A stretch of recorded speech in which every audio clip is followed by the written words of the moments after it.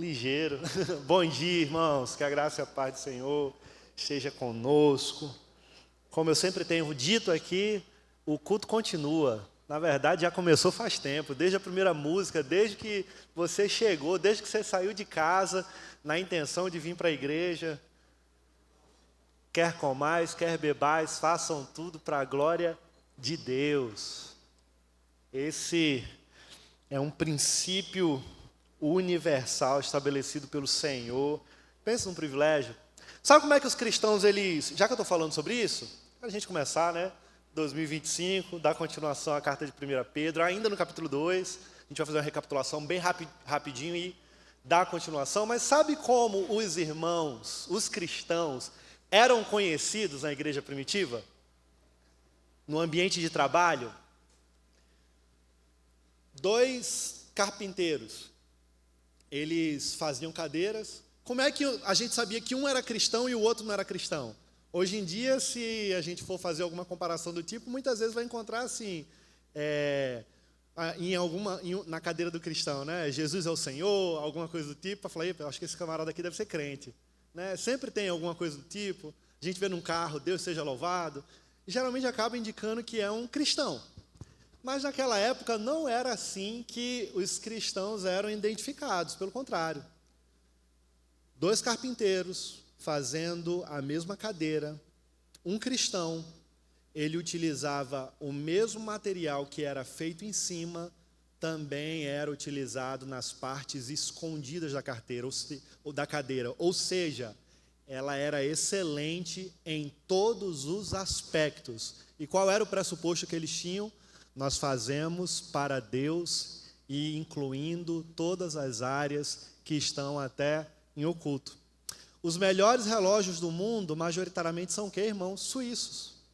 E os suíços cristãos, quando desenvolveram os relógios, eles tinham na sua mente um pressuposto extremamente importante. Nós vamos fazer um relógio que até Deus possa utilizar. Irmãos, é muito interessante isso, porque a compreensão acerca do todo, da totalidade pertencente ao Senhor, ressignifica a nossa vida, a nossa maneira de pensar. Eu tenho um casamento, o meu casamento, ele é para Deus. Eu peguei a minha mulher de um jeito e eu vou devolver ela muito melhor para Deus. Eu tenho o meu trabalho, esse trabalho eu vou fazer o meu melhor para Deus. Eu tenho atividades ministeriais na igreja, da mesma forma eu vou fazer para Deus, independente do local, independente do contexto, independente do ambiente, o pressuposto universal que precisa existir nos nossos corações, por trás, antes de tudo, nós somos do Senhor e tudo o que nós fazemos é para Ele. Quando a gente tem isso em mente, a nossa vida ressignifica. O que a gente faz, o sermão que a gente prepara, o estudo que foi preparado para nós aqui, o café que foi preparado para a gente poder tomar com amor, quem se envolveu voluntariamente para trazer as coisas, a maneira de contribuir cooperativamente em comunidade, a maneira de se relacionar com os outros, tudo muda, tudo ressignifica. E aí a gente volta para 1 Coríntios 10:31 e tem uma compreensão muito mais profunda que os carpinteiros cristãos lá no início também tinham. Quer você coma, quer você beba ou faça qualquer outra coisa. Façam tudo para a glória de Deus. Porque tudo que nós temos é do Senhor. A nossa vida, o nosso casamento, os nossos filhos, as nossas coisas, o meu iPad, o meu celular, o meu carro, a minha conta bancária, tudo é do Senhor e volta para o Senhor. Porque na cruz do Calvário, Ele nos comprou em sua totalidade. Um preço muito alto foi pago por nós. Amém? Aí eu tirei o colete aqui, porque tem hora que esquenta. Aí, das outras vezes, eu ficava de colete aqui, aí tinha hora que eu estava já me pinicando. Então, eu tirei nesse momento aqui. Mas deixa eu aproveitar, irmãos. Estou com ele de propósito aqui. Como posso ajudar? Nós temos muitas oportunidades e ministérios, ambientes, onde você pode servir, fazer parte. com os seus 2 centavos, seus 5 centavos, porque é para a glória de Deus. O tempo que você tiver, se você quer se envolver, se você quer caminhar junto com a gente, as portas estão abertas, nós temos muitas coisas boas para fazer, aprender juntos. Eu quero poder aprender com vocês, e isso é uma via de mão dupla. E se você quiser servir em algum dos ministérios da igreja, se você quer se envolver com a Igreja do Senhor de alguma forma, procura a gente, tá certo? Já aproveitando que eu comecei a fazer uma coisa que não tinha nada a ver, introduzindo desse jeito, a partir de março, já estou aproveitando, que geralmente a gente dá aviso no final, mas eu já vou começar agora, porque não tem cartaz, não tem ainda nenhuma arte pronta, então vou aproveitar agora. Em março, nós vamos começar uma escola de pregadores aqui na igreja, uma escola de pregação. Mas como assim, Edilson? Eu nunca vou vir aqui na frente pregar. Para que eu vou fazer uma escola dessa? Mas aí que está, irmãos.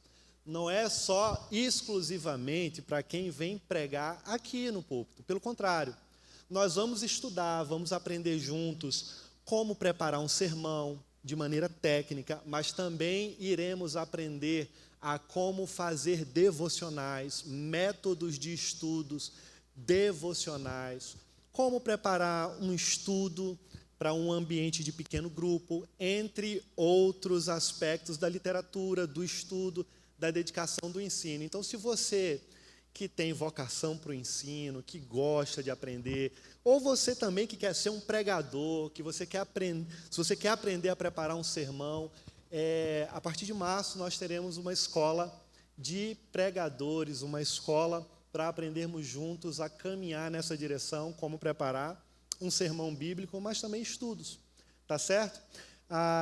Ainda teremos informações mais detalhadas, mas fique com o alerta. Eu já tenho colocado todo o domingo, toda semana no grupo de membros da igreja o sermão que eu prego no domingo. É uma forma também dos irmãos já irem acompanhando. Se quiserem revisitar o sermão que é pregado, se quiser revisitar o material preparado para as suas devocionais na semana, já fica à vontade. Se você ainda não faz parte do grupo da igreja, procura Mateus, entra em contato com ele, pergunta a ele como você pode ter acesso a esse material que está sendo compartilhado semanalmente lá, tá bom? Então vamos lá? Recapitulando, 1 Pedro, carta de 1 a Pedro. Quem está aqui desde o capítulo 1? Só para eu ter uma noção. Pode ficar com vergonha não, irmão. Pode levantar pelo menos um, para eu não ficar com vergonha. Ninguém levantou a mão. Eu falei, ué, gente, eu estou aqui sozinho.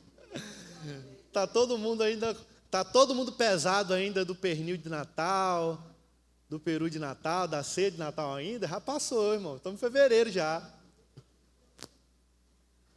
Janeiro foi para queimar as calorias. Irmãos, pessoal, Deus abençoe todo mundo envolvido aí no café, estão recolhendo aí. Vamos lá.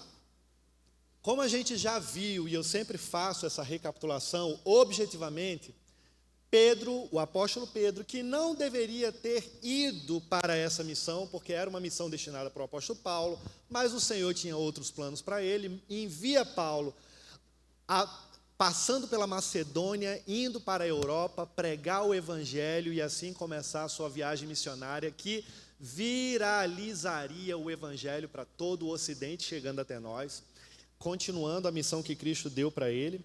Ele não foi para a região da Ásia, onde o apóstolo Pedro, que é apóstolo dos judeus, tem a missão agora de ser apóstolo para esses gentios, que são cristãos que não são judeus, que foram alcançados pelo evangelho. Então o pastor Pedro vai, e ali muitos problemas acontecem, e o foco de Pedro, nesse contexto, olhando para o capítulo 1, é reanimar os irmãos que estão no meio do furacão, passando por perseguições, lutas, adversidades, atentado de morte, rejeição, muitos desabrigados, entre outros problemas dessa natureza. E Pedro, ele reforma esse contexto, mostrando para os irmãos que a vida aqui ela é passageira, embora a gente tenha problemas, mas a eternidade nos aguarda. O capítulo 1, ele aponta para Cristo, ele aponta para a solução dos nossos problemas existenciais, não focando apenas nos problemas circunstanciais,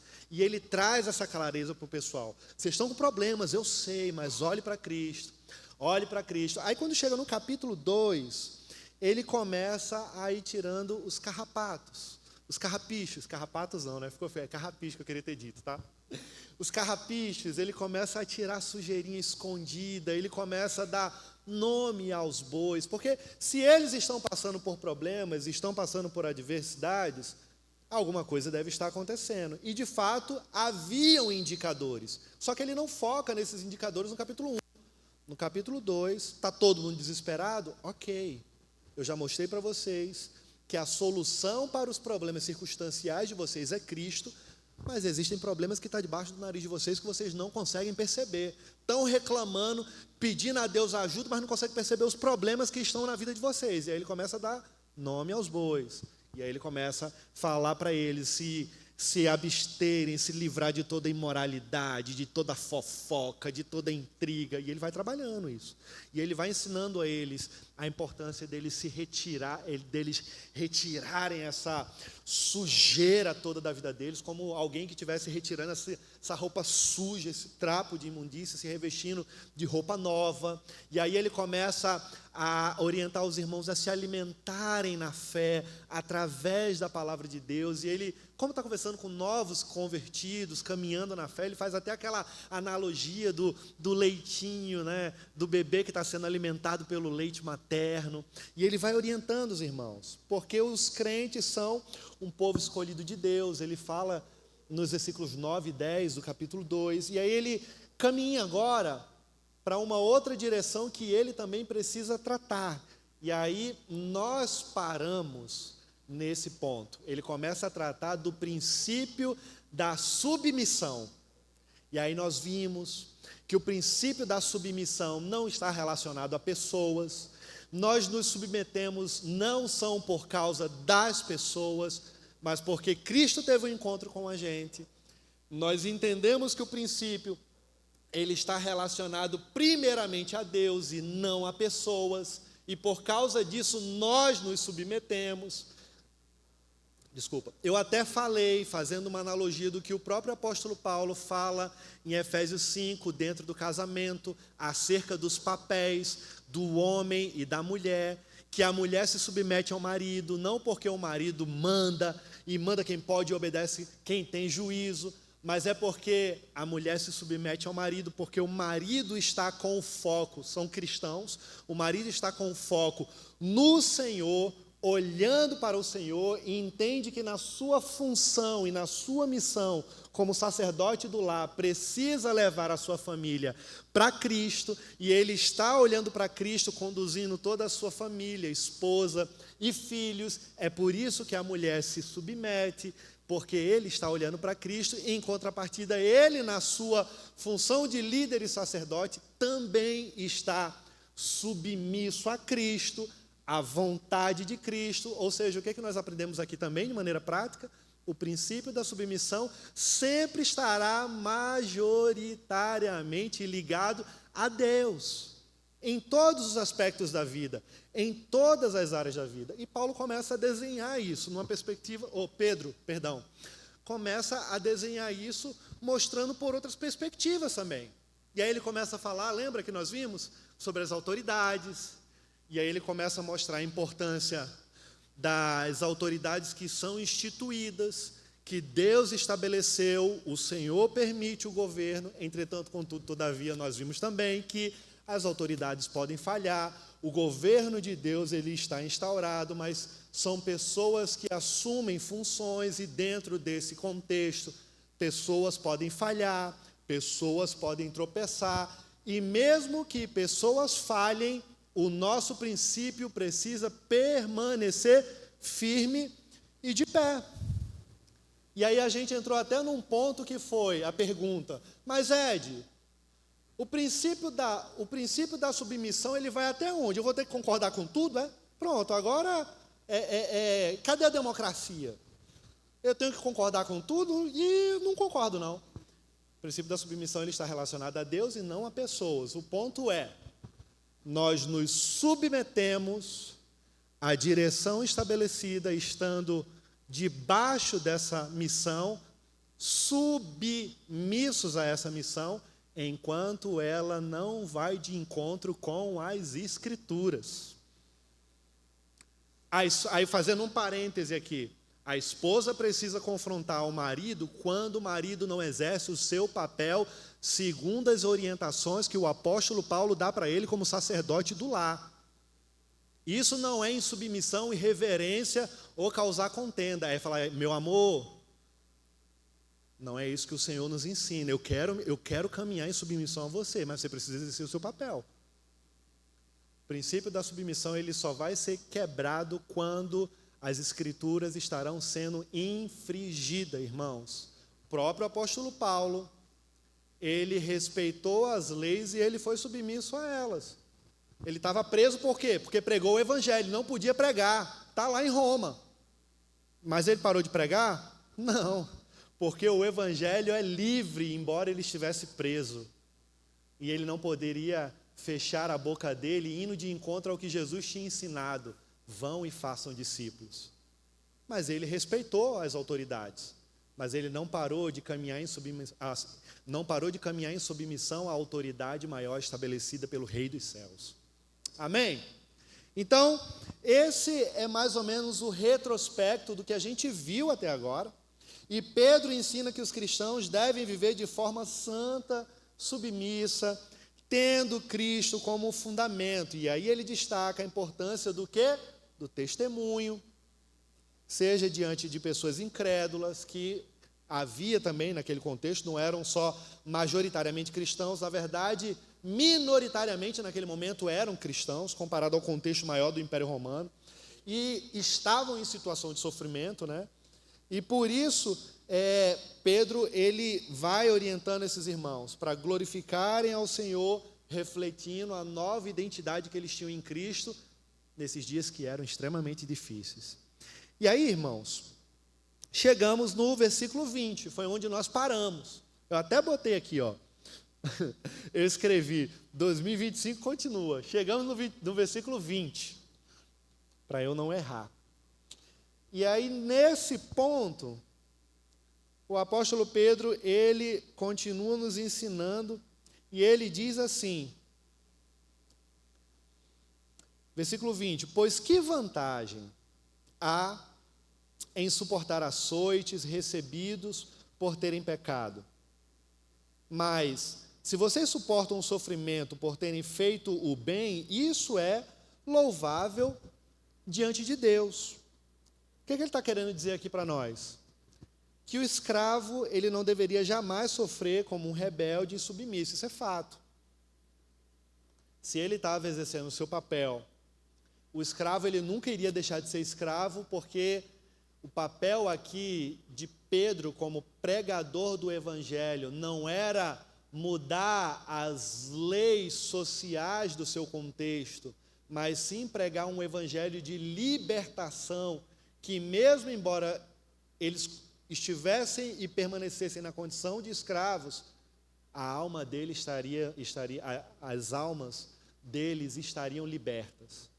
É tanto que ele tem essa compreensão, eu estou preso aqui em Roma, mas o evangelho está solto, e isso não me impede de continuar avançando. É a mesma compreensão. O que agrada a Deus é o cristão sofrer por causa da sua fé.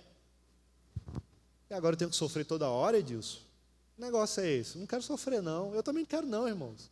Mas às vezes nós vamos passar por isso. O que agrada a Deus é o cristão sofrer por sua fé, pela sua consciência limpa e pela prática do bem. Esses dias uma pessoa mandou uma mensagem para mim falando, Ed, eu estou sendo confrontado aqui, eu não sei responder. Se Deus é tão bom, por que tantas tragédias acontecem? Eu não sei responder isso. Nova na fé. Acabar que logo senão vai esfriar, irmãos. Estava frio já. Nova na fé não sabia responder isso. Qual é o ponto aqui? Todos nós vivemos o reflexo da queda. Todos nós vivemos o reflexo do que aconteceu lá no Jardim do Éden. Deus criou um mundo perfeito. Deus criou o mundo sem pecado.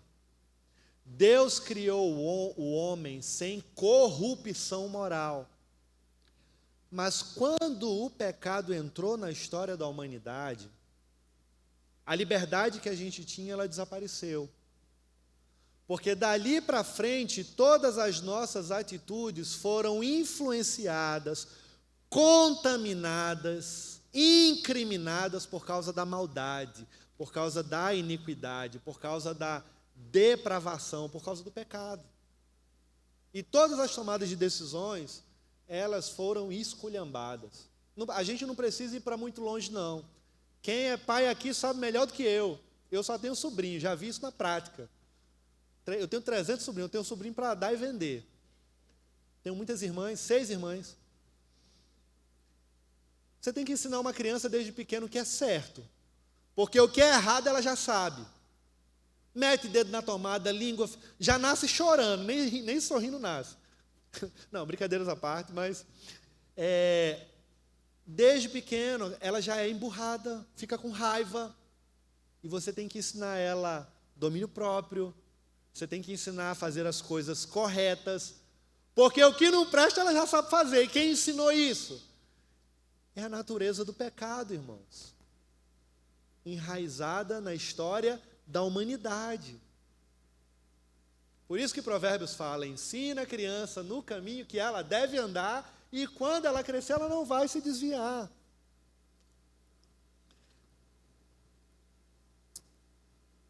Por que eu estou falando isso? Eu estou tentando puxar agora, meu TDAH foi para longe agora. Senhor, volta!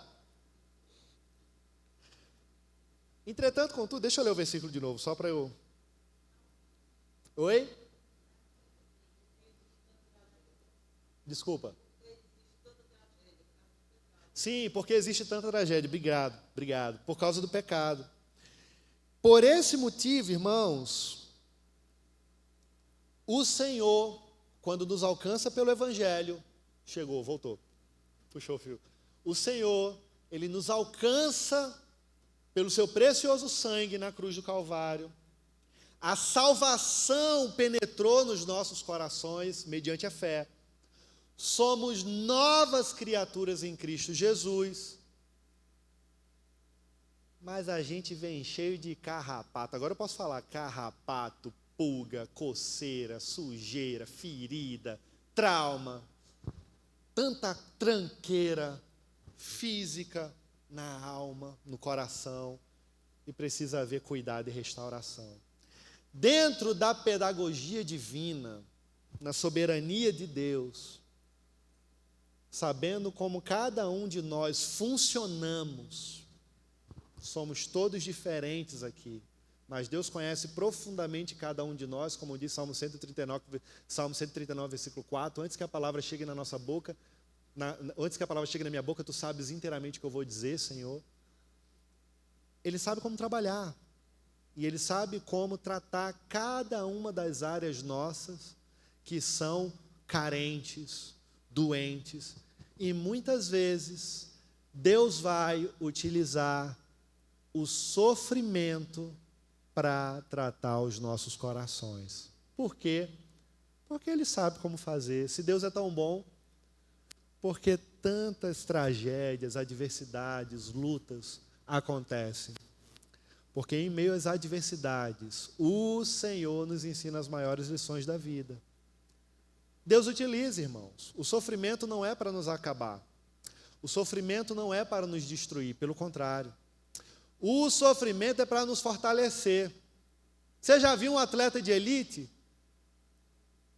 O atleta de elite, ele sempre está em extrema exaustão, levando o seu corpo ao máximo, para assim ser fortalecido. Existe o cansaço, o desgaste, mas na hora do descanso há uma reposição e fortalecimento. O nosso coração é da mesma forma, o nosso espírito é da mesma forma, e Deus ele vai trabalhando.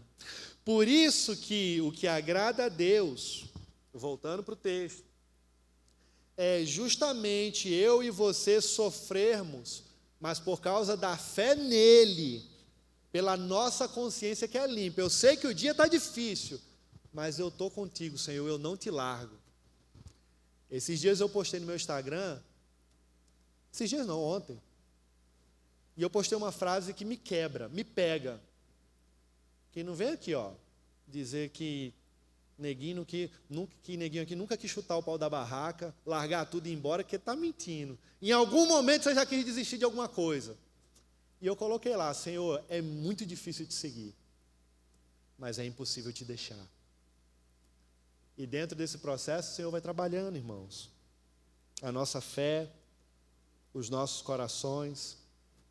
E aí o apóstolo Paulo continua, abrindo o seu campo, trabalhando esse princípio da submissão.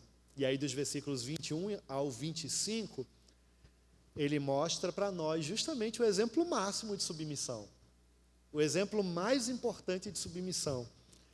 E aí ele fala, depois de falar sobre a submissão geral, falar sobre a submissão e a necessidade da gente se submeter aos governos, a patrões, ele está encorajando agora eu e você, oferecendo para a gente o modelo de Cristo. Não tem como um pastor aplicado pregar o evangelho e não apontar para Cristo. Ele está pregando para esses irmãos. E aí eu vou abrir um parêntese aqui. Uma pregação que não aponta para Cristo, ela não é uma pregação. Você pode estar pregando no Velho Testamento, você pode estar pregando qualquer livro do Novo Testamento. A Bíblia de Gênesis a Apocalipse, ela tem a missão de apontar para Cristo, porque Cristo é a matriz revolucionária, salvífica da história da humanidade. É por isso que a gente está aqui.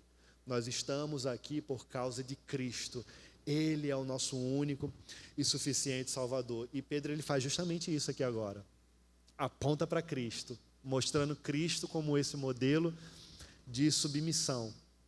E aí ele mostra dos versículos 21 ao 23 que ele é o nosso exemplo. Aí ele mostra no versículo 24 que ele morreu no nosso lugar. E aí ele mostra no versículo 25 que ele é o nosso pastor e que sempre estará atento lá nos céus, por mim e por você. Quando ele morre e ressuscita, ele aparece para os discípulos, o que é que ele fala? Eu estarei com vocês todos os dias até o fim dos tempos. Vocês vão passar por problemas? Vão, mas eu não vou abandonar vocês. Vocês não estarão sozinhos. Estamos juntos.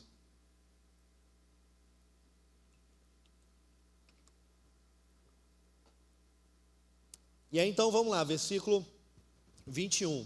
Mais uma vez Pedro ele chama a atenção dos cristãos que estão sofrendo aqui injustamente nesse mundo, justamente por estarem olhando para o sofrimento de Cristo. E aí ele fala em primeiro lugar aqui no versículo 21 que o sofrimento, ele vai mostrar para nós o sofrimento substitutivo de Cristo, ou seja, vocês estão passando por problemas, deixa eu mostrar quem sofreu mais do que eu e você. Ele disse, versículo 21, para isso vocês foram chamados, pois também, Cristo sofreu no lugar de vocês e deixou exemplo para que sigam seus passos.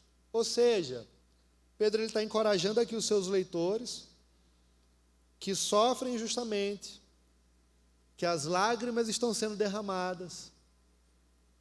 Muitas vezes, até quando a gente sai da igreja, volta aos prantos para casa, desanimados. Senhor, me ajuda. Mesmo contexto. E ele está mostrando aqui que ao olharmos para Jesus, nós vamos obter alento, irmãos, para suportar com paciência, para suportar com diligência o sofrimento. Embora os dias sejam longos, a tempestade seja longa. Irmãos,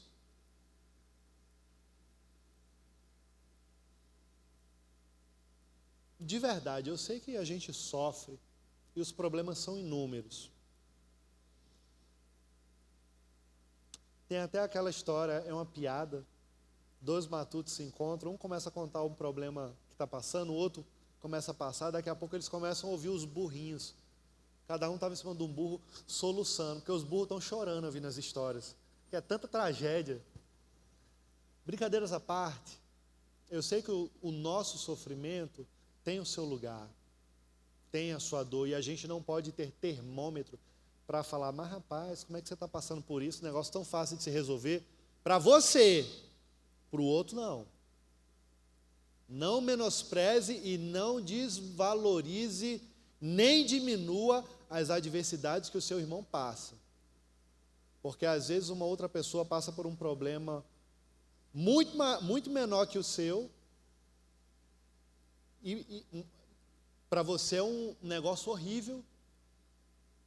Meu pai de coração, um exemplo bobo, ele briga com um jacaré, mas se tocar uma perereca nele, ele fica desesperado. Parece besteira isso. Uma perereca, um sapinho, dá um troço, o homem desmaia, grande, forte, briga com um jacaré, pega a cobra na mão, mas uma perereca.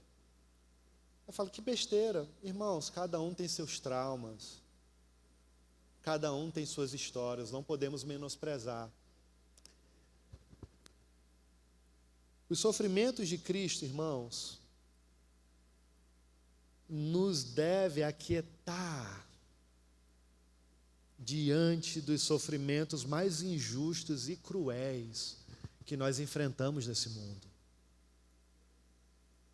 Independente de qual seja o nosso sofrimento físico no coração ou na alma, nós devemos olhar para a cruz, para o sofrimento de Cristo e entender o que Ele passou para que eu e você não pudéssemos passar. Se Ele sofreu voluntariamente, não por si mesmo, mas por nós, sem titubear, com máxima prontidão, com paciência, com perfeita paciência, por assim dizer. Porque enquanto todo mundo zomba dele, ele fala, Pai, perdoa essas pessoas, porque elas não sabem o que estão fazendo, e ele está agonizando na cruz.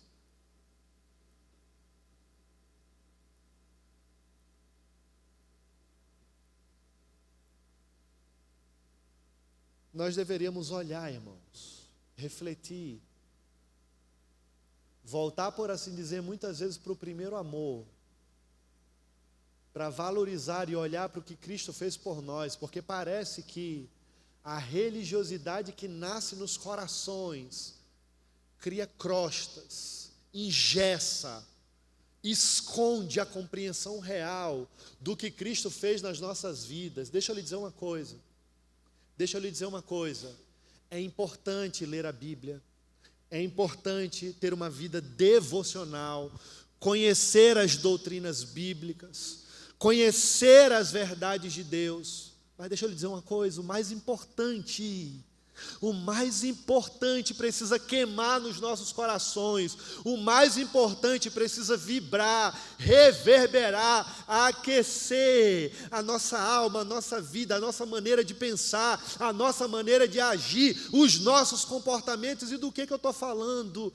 Da morte e ressurreição de Cristo Jesus na cruz do Calvário. Não adianta ter um conhecimento erudito, profundo das Escrituras Sagradas, se o sacrifício de Jesus Cristo na cruz do Calvário não queimar majoritariamente nas nossas vidas.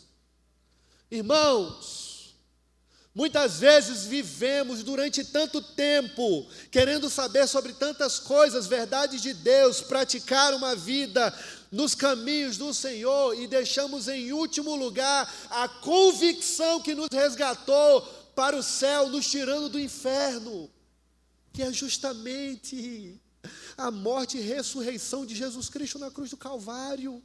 É isso que nos salva, irmãos. É isso que nos mantém de pé. É isso que faz com que eu e você venhamos todos os domingos, por exemplo, para a igreja.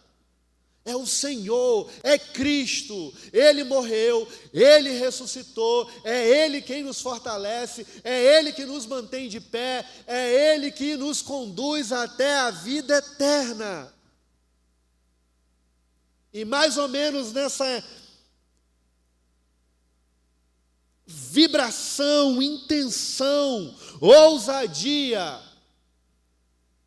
Pedro está fazendo isso com esses irmãos, porque ele não era nem um pouquinho melancólico, isso é fato, temperamento vibrante.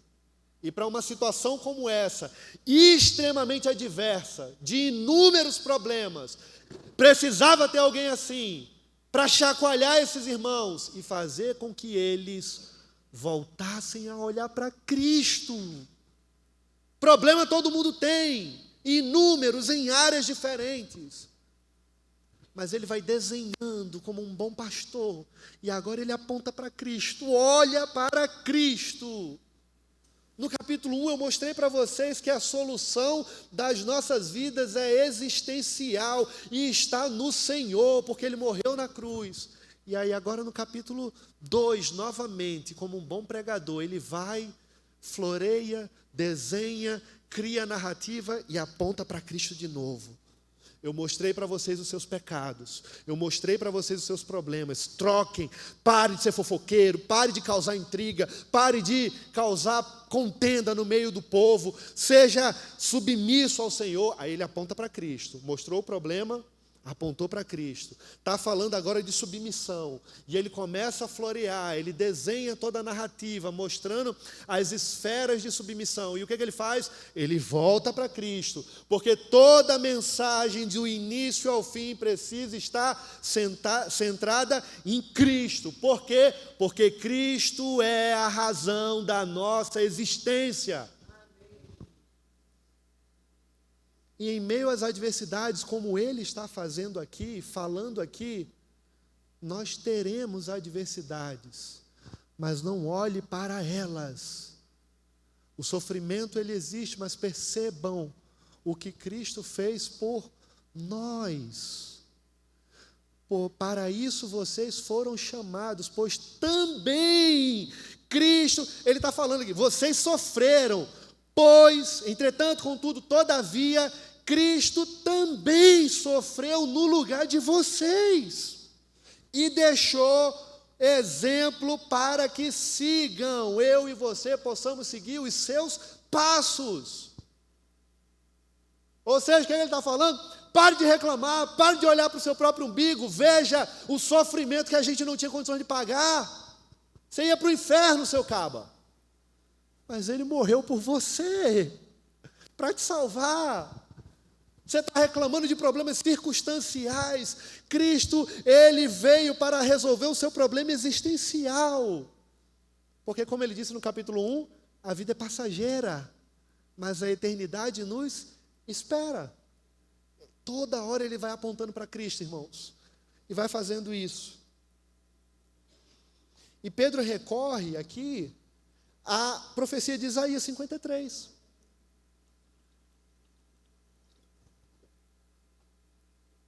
Que trata do sofrimento e da morte expiatória de Jesus, né?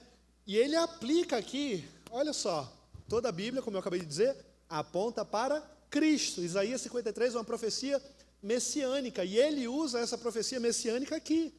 E com isso Pedro, ele enfatiza que todo cristão, ele foi chamado para uma vida de sofrimento. O sofrimento faz parte da missão, irmãos. Minha avó de coração, analfabeta, ela falava, meu filho, quem não sabe viver, morra. Quem não sabe viver, morra. Simples. Sofrimento vai existir, adversidades acontecerão. Nós seguimos Cristo, irmãos, obviamente não no grau de angústia e dor que ele sofreu, mas nós seguimos Cristo na maneira como ele suportou o sofrimento, e ele fez isso olhando para o Pai. Pai, se possível, afasta de mim esse cálice, mas contudo seja feita a tua vontade. Quando ele nos ensina lá em Mateus 6 a importância da oração do Pai Nosso, ele faz o quê? Venha o teu reino aqui na terra, que o teu reino venha aqui e seja feita a tua vontade, não a minha vontade. Ele está ensinando a gente a orar. Senhor, faz a tua vontade na minha vida, como é feita nos céus, faz aqui na terra também. Da mesma forma que a tua vontade, Senhor, governa e rege as regiões celestiais, governa todas as áreas da minha vida. Faz a tua vontade em todas as áreas da minha vida. Faz a tua vontade no meu casamento, nos meus relacionamentos, no meu trabalho, na minha vida. E Jesus alertou aos discípulos, irmãos, que o servo, ele não é maior que o seu senhor. Assim como o mundo odiava ele e o perseguia, nós também seremos perseguidos. Só abrindo um outro parênteses aqui, eu estava lá fora com Ivanildo. Eu gosto de ficar lá fora no início do culto, com colete, servindo os irmãos, tendo a oportunidade de dar boas-vindas. Isso é uma coisa natural, irmãos. Todo mundo tem que fazer. Eu até gravei um story, eu acho que eu marquei a igreja. Porque eu aprendo muito com o Ivanildo. O maior líder é aquele que serve. E ele é um dos maiores princípios de liderança que eu vejo aqui. Como ele serve os irmãos lá fora, aquilo me quebra de um jeito. Eu fico lá fora aprendendo com ele a ser simpático, porque ali está dando simpatia para dar e vender. Tem que dar aula, tem que dar curso. Aí você fala, dá um curso. Ele não sei nem o que é isso. Não precisa, meu irmão, você vive, tá bom.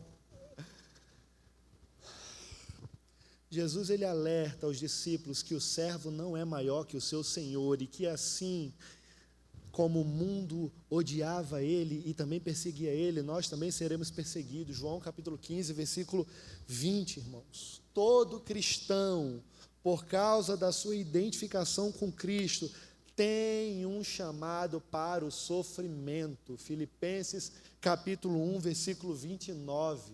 Irmãos, não existe discipulado sem cruz. Não existe discipulado sem cruz. Uma igreja que não tem discipulado, ela não cresce. Sadia, uma igreja que não tem discipulado, em algum momento ela vai morrer. Uma igreja que não tem discipulado, ela não vive na prática ainda a mensagem da cruz, porque a mensagem da cruz, ela aponta para o discipulado. Jesus morreu e ressuscitou, e o que ele falou para os discípulos? Pedro, Tiago, João, barquinho não, Pedro, Tiago, João, vão e façam discípulos de todas as nações. Você faz discípulos, caminha junto, come junto, se relaciona, come uns quilos de sal junto. Uma hora você quer arrancar o pescoço dele, mas junto. Outra hora ele também quer arrancar o seu pescoço, mas junto. E o discipulado vai crescendo, vai nascendo. Conhece o evangelho. E aí o que acontece? O camarada é crente agora. Que bênção. Vai para outra parte do versículo, que é o quê? Batizando eles. Foi salvo em Jesus Cristo. O batismo público é o reconhecimento do que aconteceu do lado de dentro. O batismo do lado de fora é um memorial para que todas as pessoas vejam a transformação que acontece do lado de dentro. É verdade que tem muita gente que se batizou que talvez não vá para o céu, porque não entendeu a mensagem da cruz e de salvação. Mas é impossível alguém que foi salvo. Pode ser que tenha pessoas salvas que não foram batizadas, mas elas vão para o céu. Porque o que salva não é o batismo. O que salva é a convicção em Cristo Jesus. O ladrão da cruz não teve tempo de ser batizado e foi salvo. Discipulado, caminhar junto. Uma igreja saudável, ela caminha olhando para o evangelho de Cristo, olhando para a cruz, e isso vai se desdobrar, vivenciar na prática uma vida de comunhão, relacionamento e discipulado. E aí o segundo lugar, no versículo 22, misericórdia, esse relógio passa rápido demais, meu Deus do céu. Está todo mundo comigo? Mais 5 minutinhos? Então vamos embora. A gente só leu um versículo até agora, misericórdia, gente. Estou enrolando demais vocês. Estou brincando. Em segundo lugar, irmãos, ainda dentro do princípio da submissão, olhando para Cristo, Pedro nos mostra o exemplo deixado por Cristo. O que ele diz? Versículo 22, ele não cometeu pecado algum, e nenhum engano foi encontrado na sua boca. Essa daqui é a primeira citação direta à profecia messiânica de Isaías 53, 9. E aí Pedro cita essa passagem aqui de Isaías justamente para indicar a ausência total do pecado de Jesus, que o profeta Isaías já tinha mencionado. O ladrão, ele foi crucificado à direita de Jesus, afirmou acerca do Mestre, e Lucas 23 diz, mas esse nenhum mal fez. Irmãos,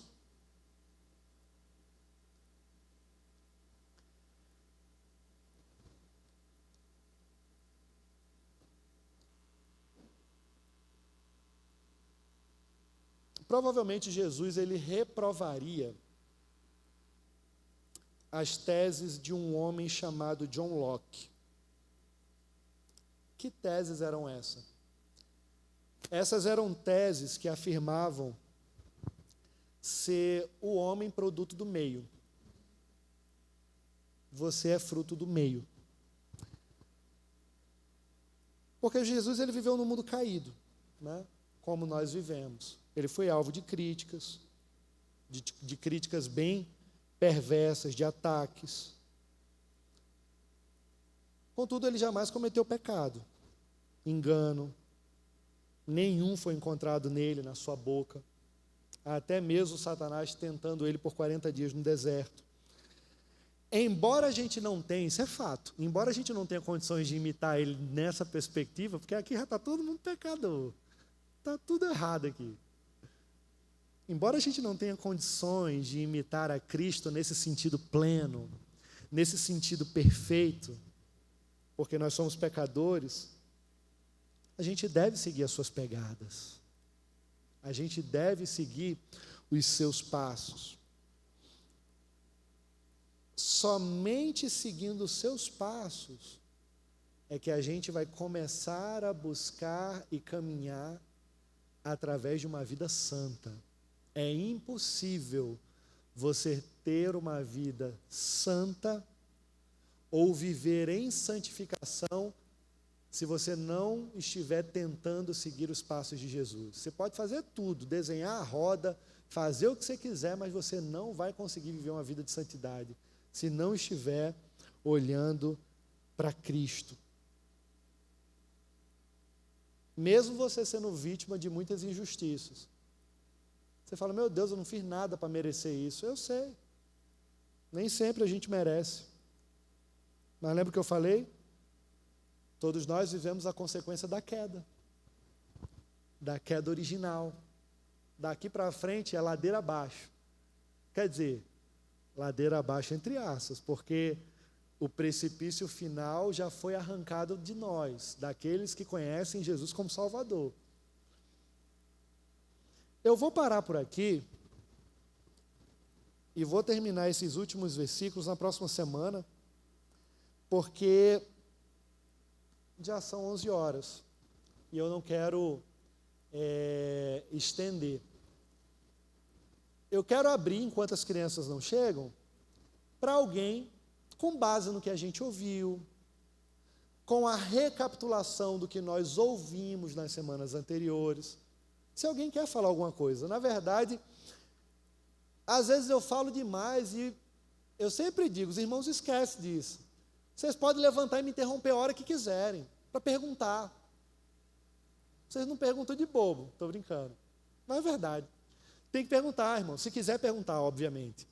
Então eu queria abrir para alguém, caso queiram fazer perguntas, tirar alguma dúvida, enfim. Algo que talvez não tenha ficado claro com relação ao que foi estudado. É o momento também da gente poder trazer esclarecimentos, talvez a questionamentos que não tenham ficado claros para alguns, questionamentos que não foram claros. Alguém quer falar? Um de cada vez, para não dar tumulto. Então tá bom. Ninguém quer falar, tudo bem. Que Deus lhe responda em sonhos.